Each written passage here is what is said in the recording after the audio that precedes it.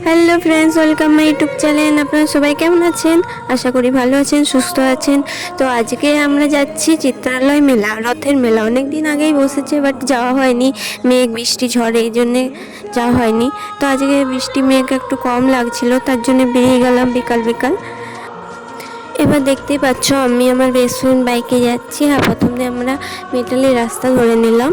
এরপর দেখতে পাচ্ছ ব্যারেজে আমি পুরো ভিজে গেছিলাম, ব্যারেজে পুরো জল পড়ছিল, এই জন্য আমরা দুজনেই ভিজে গেছিলাম।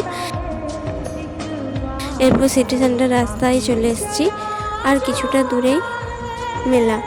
এদিকে অতটা জল বৃষ্টি হয়নি।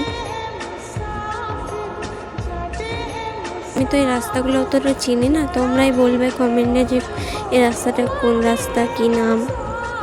এই রাস্তাটা দারুণ দেখতে, দেখো তোমরা বলবে কমেন্টে ভালো কি না।